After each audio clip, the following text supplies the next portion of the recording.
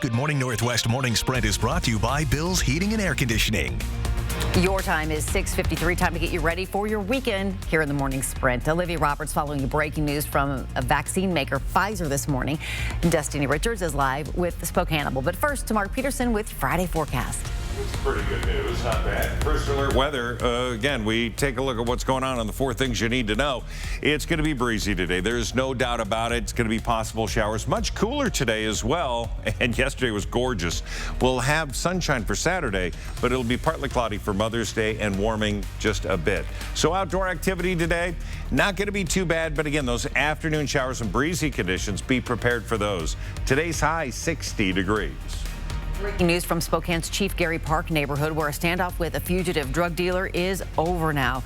U.S. Marshals and a Spokane police SWAT team spent several hours on the scene near the intersection of Regal and Cinto.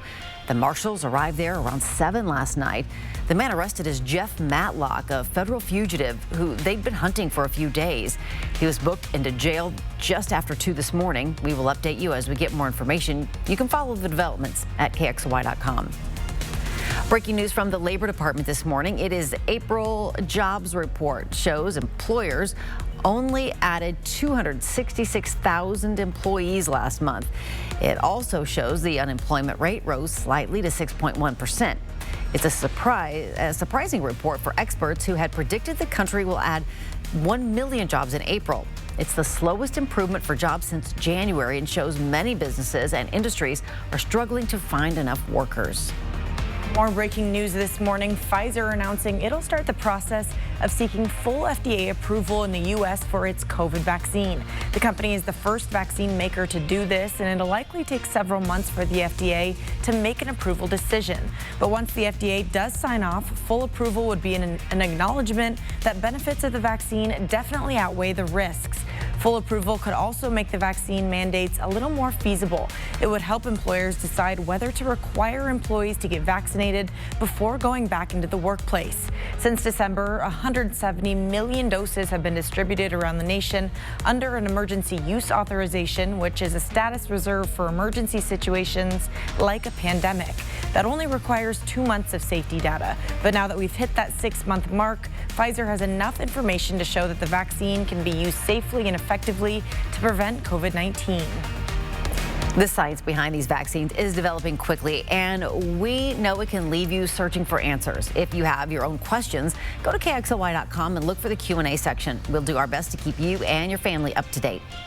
Expect more construction today at the I-90 on and off ramps at Grove Road for the new roundabout. The Washington State Department of Transportation said drivers will not have access to Grove Road over I-90 or the westbound on-ramp and need to find alternate routes. The third roundabout will be constructed at the Geiger and Grove Road intersection. We have plenty of inspiration for you when it comes to spoiling your mom this Mother's Day weekend. Many local restaurants are offering some great deals on brunch and more. For $40, for instance, the two of you can feast on quiches, muffins, biscuits, and a variety of fresh fruit from Bruncheonette.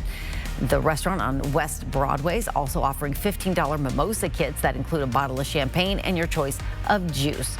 Borracho's serving up a family-sized meal of a queso breakfast scramble that comes with salsa, tortillas, fresh fruit, 2 bottles of champagne and OJ, and even a bouquet of flowers. And we have even more delicious deals you can check out on KXLY.com.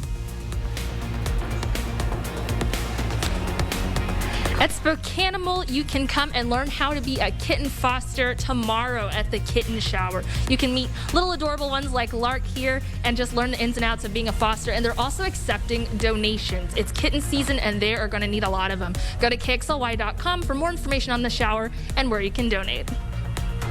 All right, Destiny, thank you so much. Well, Spokane's Cops is hoping to create a job to help reduce tagging in our community. The position would not only focus on getting rid of the paint, but preventing it too. A graffiti coordinator would be city funded.